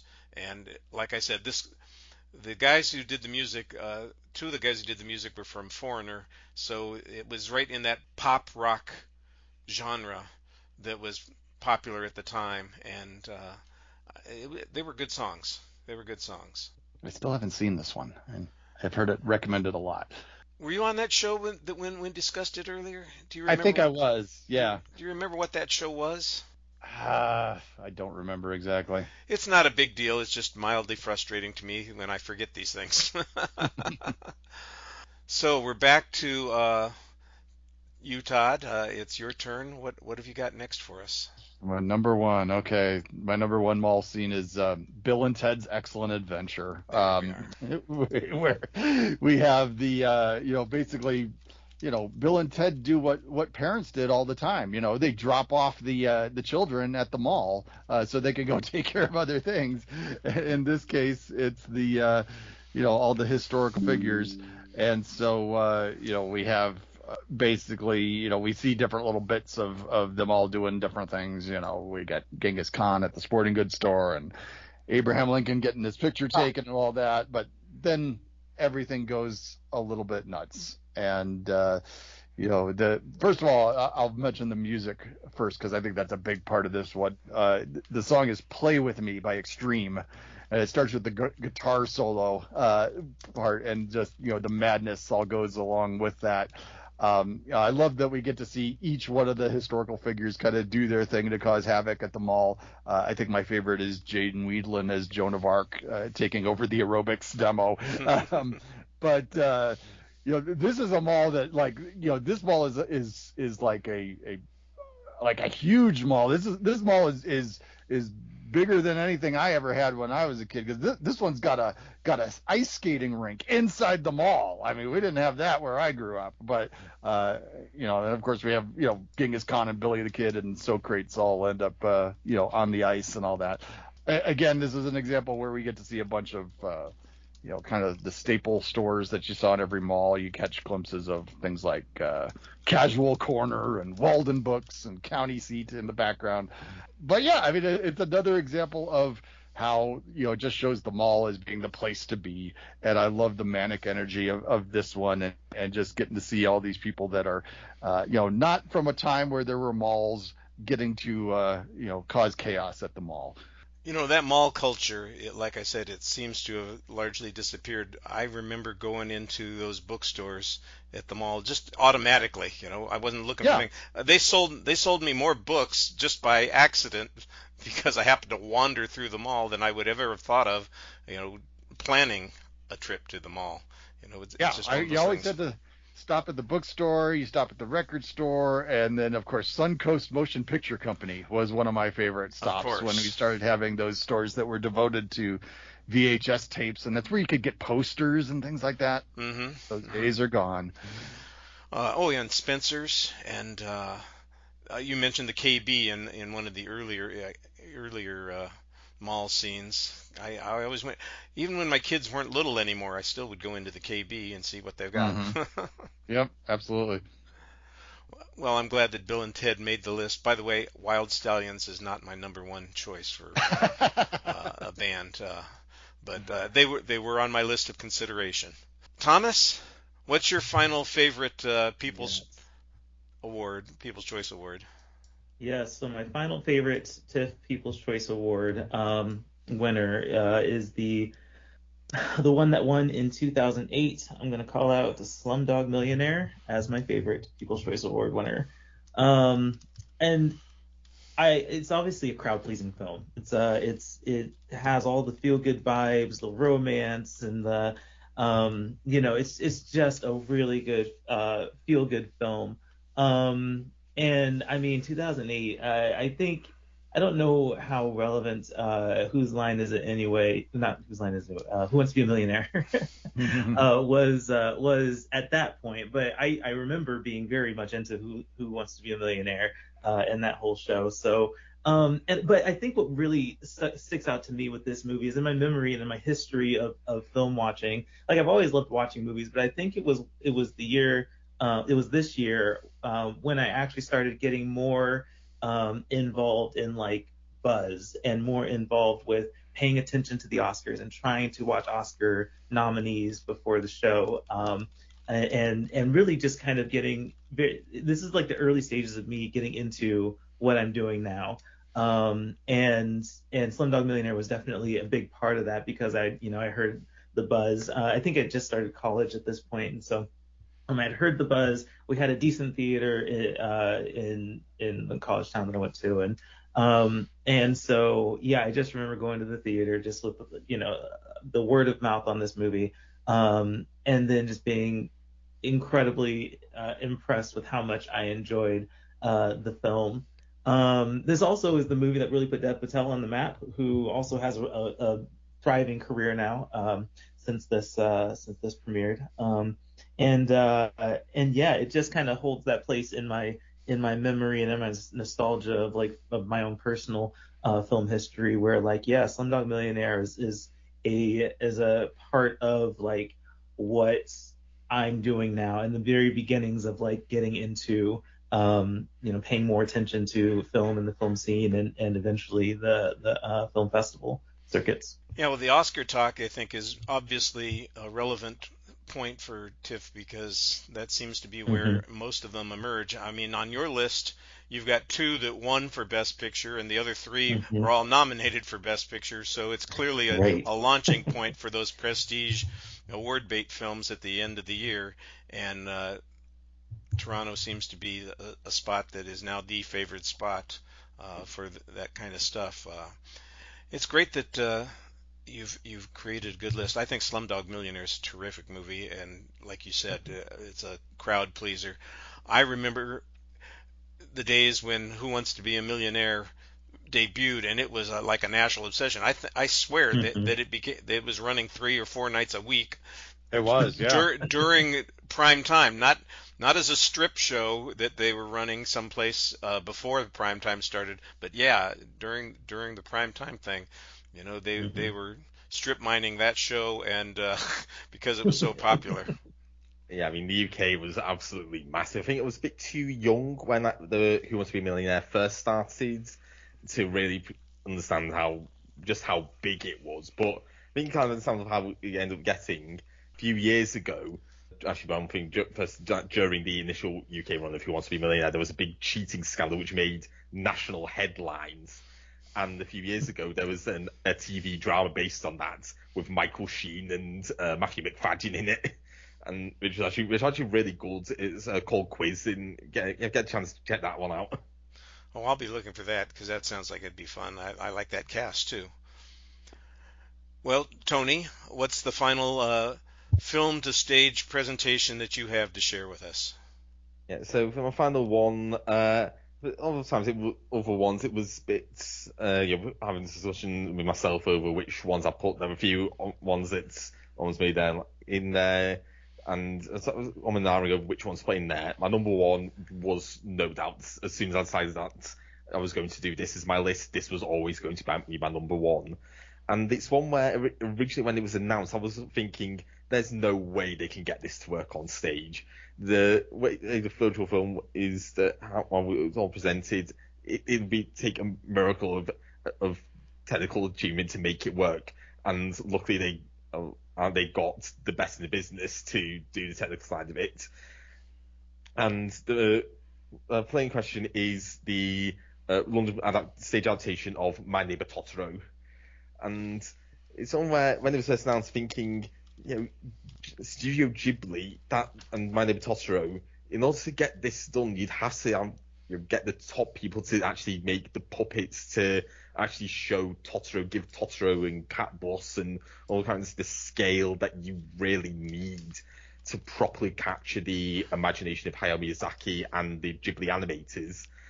And the production, they got the Royal Shakespeare Company to handle the actual adaptation. They got Joe Hisaishi to bring his score for My Neighbor Totoro to the stage, and they made the absolute best decision. They got the Jim Henson Creature Shop to do the puppets, and I don't know if Richard, when you're doing the YouTube version, would actually be able to get pictures of it because they've been very careful not to show any pictures of the puppets because they want it to the experience of people watching the puppets to see it for the first time. Then you may be able to find 1 or 2 pictures, but when they actually first showed the Totoro puppet, it's like gigantic and it's absolutely like the Sphere has probably the biggest stage that I've seen on a London theatre venue, and the Totoro puppet just completely fills it. It nearly goes to the ceiling of the stage, and it's the most impressive puppetry that I've ever seen on stage, or just in general. I even managed to there's some like little charming puppets like the animals, the other little Totoro helpers. I even managed to do the opening credits of My Neighbor Totoro, which I didn't think they'd even attempt to do those, but they actually did follow it. It keeps the charm of the original film. It's just a really sweet and lovely story. But again, when you actually see the puppets, and they actually use the puppets and make sure you appreciate the scale of them all. Once they probably recreate the the meeting with Totoro at the bus stop. They have the cat bus, where it was like giant inflatable, which ends up going over, and they have some small puppies that go out over the audience to replicate some of the scenes from the film. And it's also kind of interesting comparing the actual different theatrical styles as well for different plays, because a few months ago I went to see the stage adaptation of Spirited Away, and with that one they had the original Japanese cast and creative team that staged it, and I don't quite know how to say, but you can tell there are differences between how the British stage a play, like more Western presentation, and how the Japanese present a play, like this, get the different sense of the puppetry. It's more follows like the no theatre traditions of Japan with Spirited Away, whereas you have to feel more Western influence over the puppetry and presentation of My Neighbor Totoro. And it's just a really magical experience. I've been to see that stage version twice. I know, when I've mentioned it, I've been jealous that I've actually been able to see this stage version. You feel it's like audiences were packed both times, sold out in very quickly in that runs at the Barbican. It's next year. It's going to be moving over to the West End. Is one of the bigger theatres, high-profile theatres in London. The one where Warhorse made its West End debut, to do a few months there. Don't know whether it's one that will just have a limited run or whether it's going to be more of an ongoing one. But it's just a magical experience, and if anyone's able to get to see it, and wherever it comes to America, I highly recommend seeing it if you get the chance. Todd, when it comes to America, you and I, we're going. We can do that. Yeah, no, it sounds like it would be fabulous, and I will look for pictures. I may not find any. This is a warning. Just be careful. I'd advise against putting any clips or images from the film in the YouTube video, because Ghibli are notoriously strict with that. Yeah. Well, we'll get a picture or two, and we'll keep it at that. Howard, what have you got as your final Tubi film? Well, I think this is one that I think most people would really enjoy, especially if you're into sci-fi film. It's a 2019 Russian film called Coma. It's a little difficult to describe because of the special effects and the art decoration and how things operate. Rotten Tomatoes gives the plot as a man awakens in a chaotic dystopian world filled with memories of comatose patients and alternate laws of physics. He's in a car crash and he's in the hospital in a coma. But this world, it's filled with buildings and objects that partially pixelate in and out, and they're at weird angles. Also, the characters will run down a street. They'll come to where it drops off, where it looks like if you go off, you'll just fall almost in an eternity. But across the way is a street that is upside down to them running at an angle. So they can jump from one to the other, and they end up right side up. The neatest aspect of this is there's a group who have rescued this man. They are all in a coma. These people are, from what are called reapers. These are these pixelated beasts that if they get you, you die in real life. And they reach a location like a refinery that is upside down in the sky. They enter this abandoned bus, which apparently is a common memory to a lot of the people in the coma.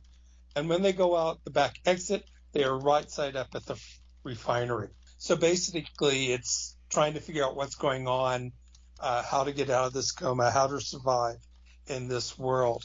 It's action-packed. The special effects are just phenomenal, and I highly recommend it. It's pretty fast-moving. Oh, it sounds fascinating. There's kind of people sharing a coma experience and visions, and I assume that there's some issue concerning what is reality and what is the fantasy or the imagination operating. Is that part of the story? No, this is definitely all created through the dreams and thoughts of the people in the coma. So they all know this isn't reality. They just don't know what to do to get out of it. And until they come out of the coma, they're stuck there. At the end, you find out that there is a mystery and a conspiracy involved that is why they're there. But I really found it quite an interesting movie to watch. Had you heard of it before you watched it? No, it just looked interesting. I was just going down, and I do like sci-fi films that are about dystopian things, and the idea of someone who's in a coma and wakes up and finds himself in this dystopian world. Like serial killers. It's just an interesting idea. Alternate realities are an interesting idea to me. All right. Well, our final entry for our show this week is my top fictional band from a film. I am so tempted to include Ellen Aim and the Attackers because I saw Streets of Fire last night in a 70mm presentation, and those songs they're bangers. They're just great. The Jim Steinman songs. I'm just a fan of that. But I went with a movie that I love so much. It's one of the few films that I've literally considered perfect, that nobody should be tampering with it. They did tamper with it for an extended release, and the extended release you should never watch. Just watch the original version of the Oneaters, or the Wonders, as they are sometimes referred to in That Thing You Do. The Wonders band is another one of those, like in Sing Street, it's kids putting together a band, only in this case it's an American band, and it's set in the year that the Beatles come to the shores of the U.S. It's before, it's right that era where rock is about to break, and there's music that's taking over the culture, and they've got a hit, and it's a one-hit wonder. Although when you watch the movie and you listen to the songs, and if you get the soundtrack, there are lots of songs here.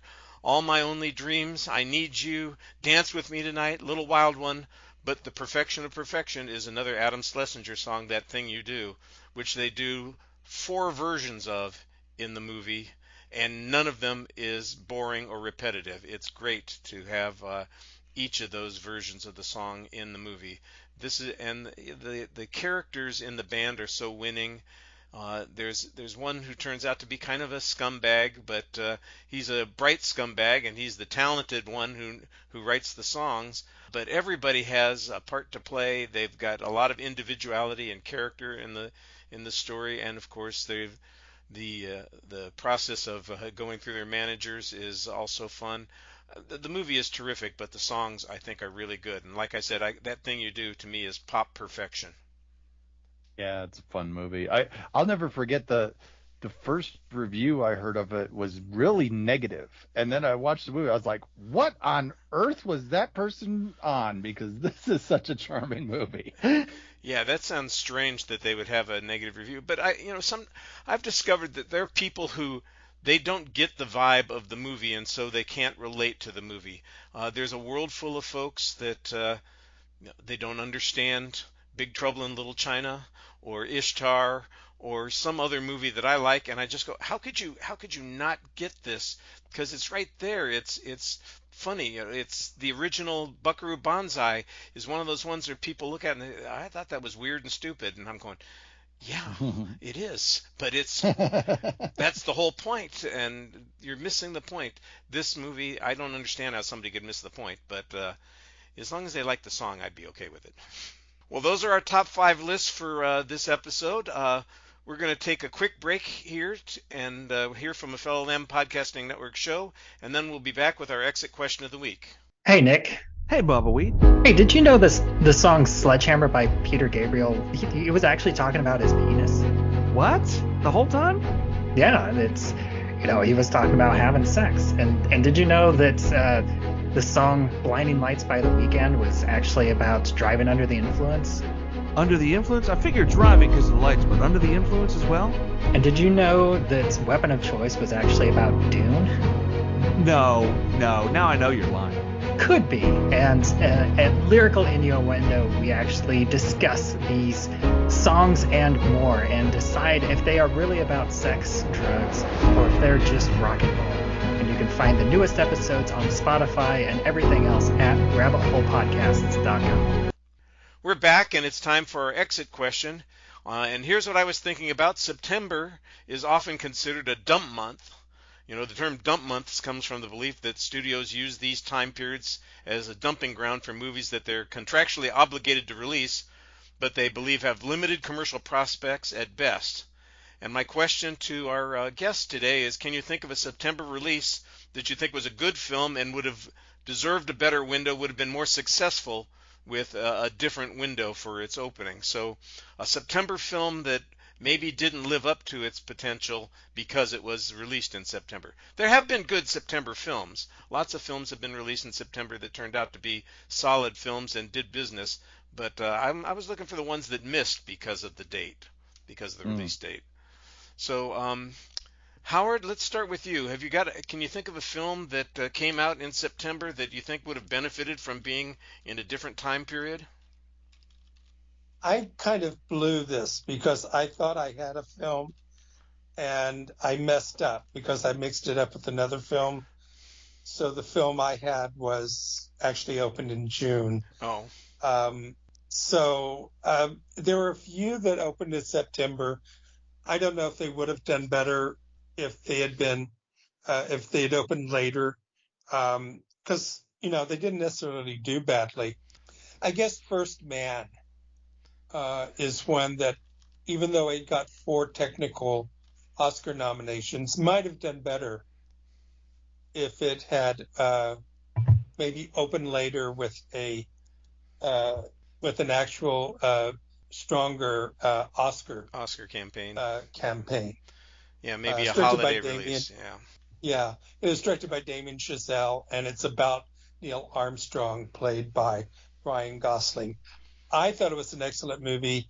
I think it got mixed reviews, or the audience, even though I think it made its money back, didn't react to it as well as I did. I thought it was just an excellent movie. It's not action-packed or anything like that, but I thought it did make its money back, but not enough for it to be considered a hit. That's a good one, and we've already had Damien Chazelle on the show once, so I'm sure Thomas has a thought about First Man. I do. I actually think First Man is my least favorite Damien Chazelle film, which is not a bad thing. It's still a really good movie. I do like when Damien Chazelle plays with music in his movies. Him and Justin Horwitz, they just need to get married. They are just the most perfect partnership. And it's not like First Man fails at that. It's just that all of his other movies succeed so much with that storytelling music component. And that's weird because I think it's probably might be his best film for me. I'm not a fan of La La Land, so okay, we're on opposite ends of the spectrum. That's right, fine. For that, yeah. Yeah, I've liked all of his films with one exception, and it's the exception that Thomas has already said he wouldn't understand me if I didn't like it. So I won't befuddle him with my criticism of Babylon. I'll just tell you that it was shite, and it was elephant shite. It was elephant shite. You just don't get it. You're just not understanding. That's the point. That's it. We went over. I didn't connect with that vibe. All right. Thomas, how about you? Can you think of have you got a September film that you think would have benefited from being in a different time period? Yeah, you know what? Maybe this is cheating, potentially, but I am going to go with Christopher Nolan's Tenet. I know why you think it's cheating. This is a very special situation because it's not quite falling into the category that you're talking about with September being dumping ground, but it did come out in September. It just was a very unfortunate September to come out in. I remember this very clearly because Nolan was making a big push for theaters to get back open during the pandemic, which is a push I wasn't personally terribly against. In fact, when Tenet did come out, there was one theater in Washington State that was playing it in IMAX. There was only one, and it was a 3-hour drive for me. And you bet your ass, I drove those 3 hours. Good for you.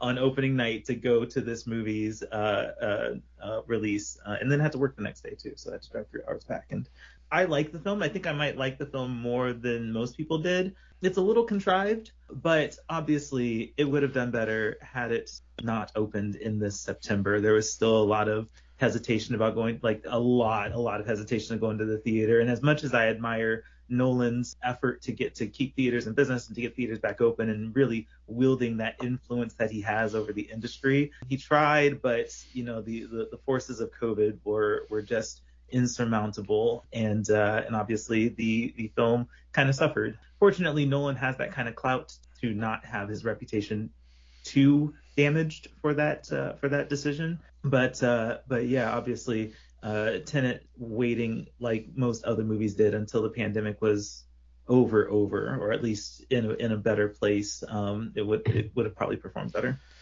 Yeah, I looked at this movie and thought about it, and I thought, the reason it had its trouble was not because it was a September release, and it got to be a September release not because they didn't have faith in it, but because that was right. The first time that the theaters were even considering being open in some places, and it was still a struggle. But I think that's a reasonable one to introduce. Even if it does maybe skirt the criteria just a little bit. That's okay. Just a little. That's all right. Tony, I know sometimes the releases are a little bit different in your part of the world. So yeah, this is one where this one did release a bit earlier in the UK compared to US, but it was one where it was released in September. It was just a few weeks earlier in September in the UK compared to the US. And it took me a while to figure out which one I was thinking of, which one would be the best fit for that. But as soon as I saw that Dredd was released in September, I knew I had to pick Dredd.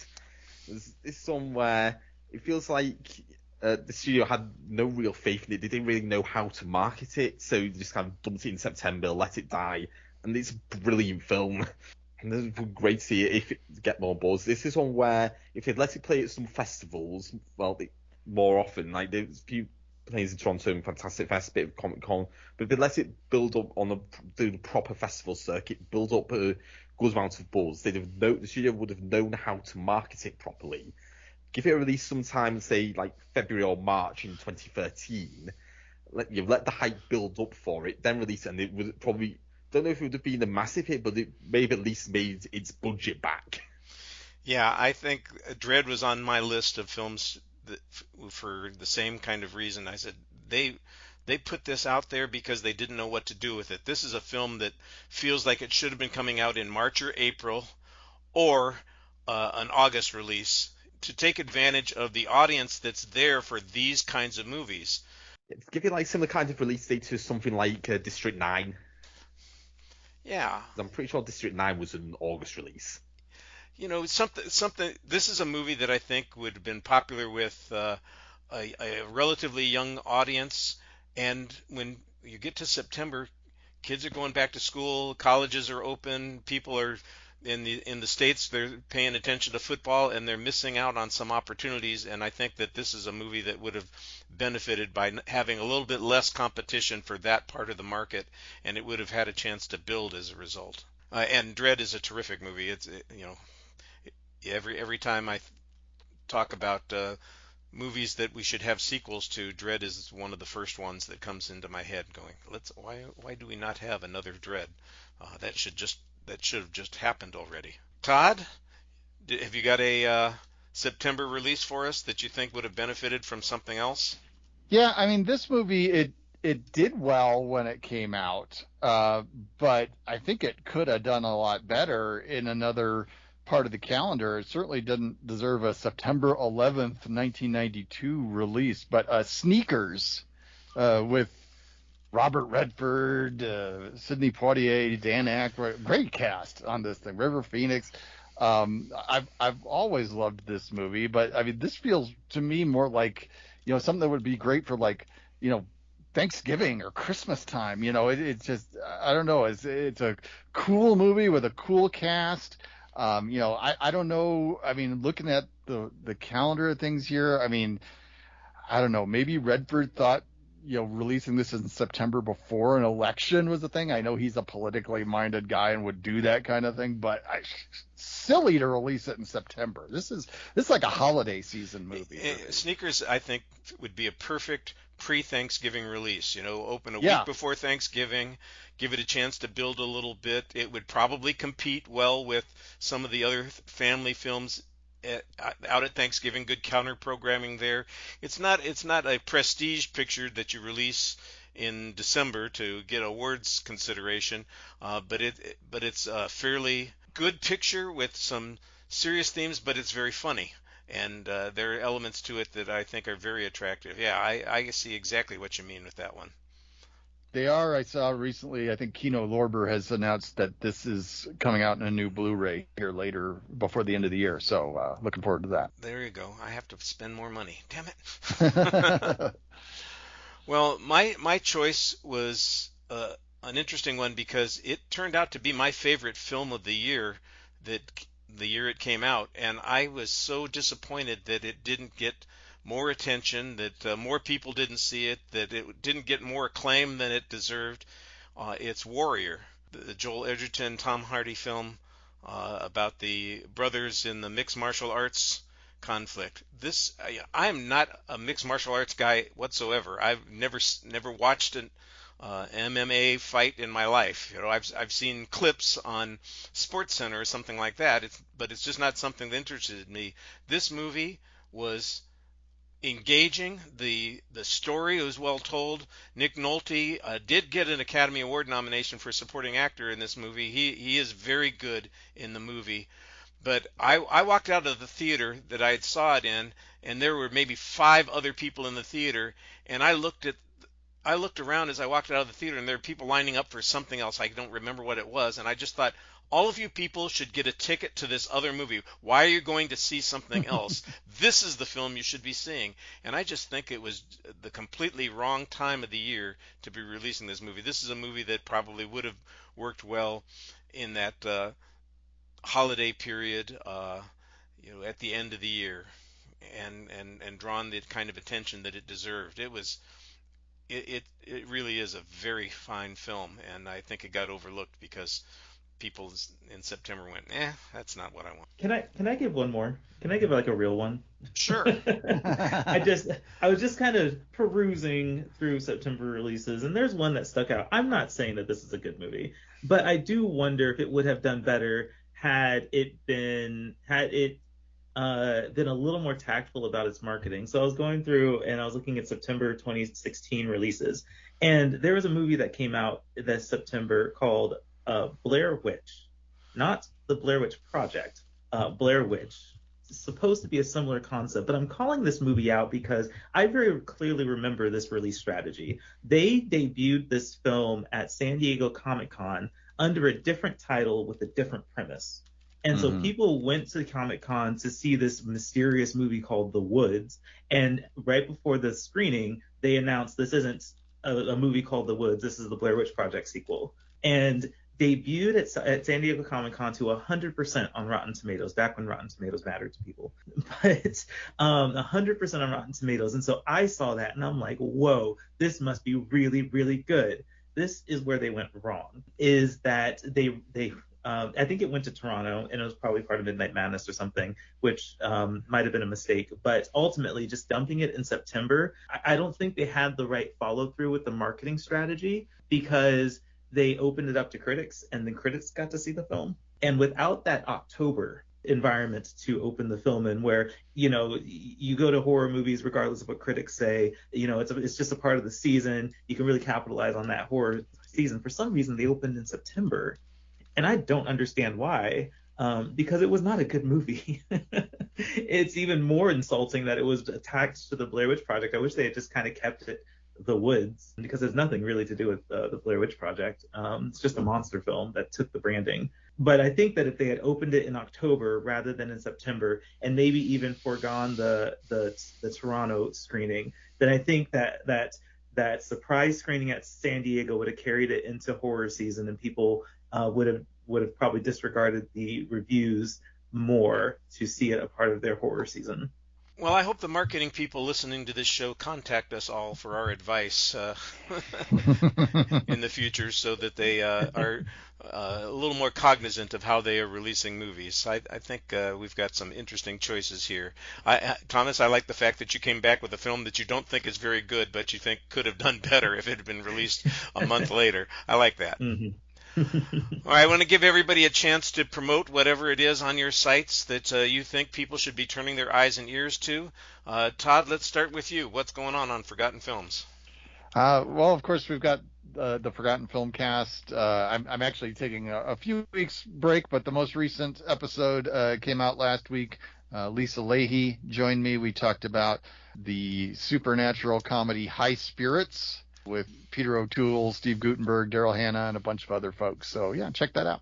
Howard, is Pop Art back up and operating? It's going to be. We're recording an episode this Thursday. It's with Nate Winthrow, or Bubba Wheat, I guess he's sometimes called, who did the Bike Club Minute by Minute podcast.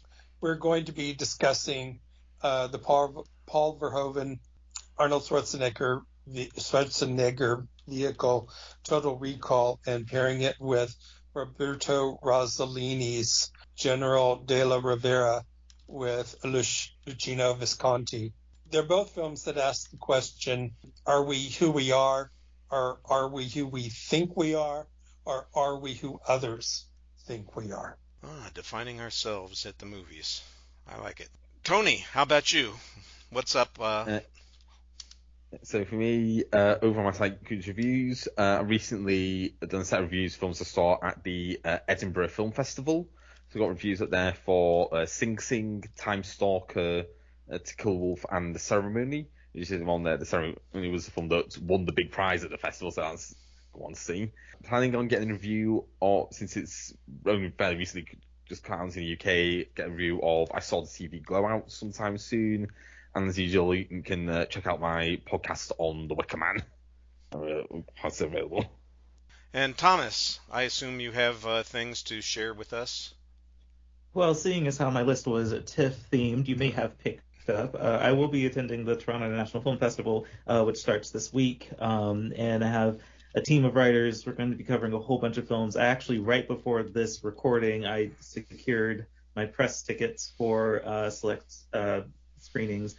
So I'm confirmed for seeing movies like Anora, Emilia Perez, Queer, Saturday Night, Piano Lesson. So really high demand films. I'm so excited to see them, getting lots of buzz, and I can't wait to report them to you. You can find all that coverage at thisisforreal.com. For real, of course, spelled Forreel. And if you happen to be in Toronto for the festival, we'll actually be giving away pairs of tickets to a couple of these high-profile premieres. So go to the website and check out more information about that. Sharing. So we should all go to Toronto Film Festival and make sure that we run down Thomas so that we can get in on something cool. Yes, that's exactly the message here. And you'll be serving drinks too, right? Whiskey, of course. And on my site, we're finishing up the summer series at the Paramount Theater here in Austin, Texas. They had more than 100 films that they played over the summer, and I made it to about 65 of them. Tonight is What's Up, Doc? That'll finish things up for the summer season. It's been a busy summer for me. I can hardly keep up. I found myself, 6 or 7 posts behind on some days, and I said, oh my gosh, how am I ever going to catch up? I'm only 2 behind right now, and after tonight I'll only be 3 behind. But we'll catch up this week, and there'll be plenty for people to read about on Kirkham A Movie A Day. Plus, of course, I want to make sure that everybody turns their attention to the YouTube channel for the Lambcast as well. I know that a lot of people who listen to the show think that they don't need to watch it on YouTube. It's not just people talking. I put in a little bit of effort to make it interesting to watch while you're listening to the show, and I think you'll find it an interesting watch. So if you haven't done so before, make sure that you go over there and catch some of the recent episodes of the Lambcast that we've got videos for. And if you aren't subscribing to the channel, what the heck's wrong with you? Go ahead and subscribe to the channel. I'd appreciate that. Well, I want to thank everybody for joining us this week. We're going to roll our own top 5 for the next few weeks, figuring out what it is that we're going to be talking about down the road. If anybody has a chance to send me a movie of the month suggestion for September, I got to put up the poll by the end of the week, so they've got to come in quickly. I'll put this show up tomorrow, and hopefully anybody who listens will have a couple of ideas. And I would just like to thank my guests one more time for showing up for the Lambcast. Thanks, everybody. Have a great week.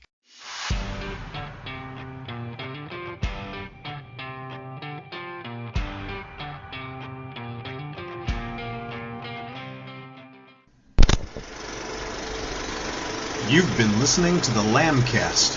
If you have an idea for a show or would like to join us on the Lambcast, contact us at largeassmovieblogs.com. Find us on Facebook, just search for Lambcast, or on X, formerly Twitter, at Lambcast. And you can find us on YouTube as well. The Lamb site can be found at largeassmovieblogs.com. We'd also love it if you would leave a review on iTunes. Ha ha ha ha ha ha!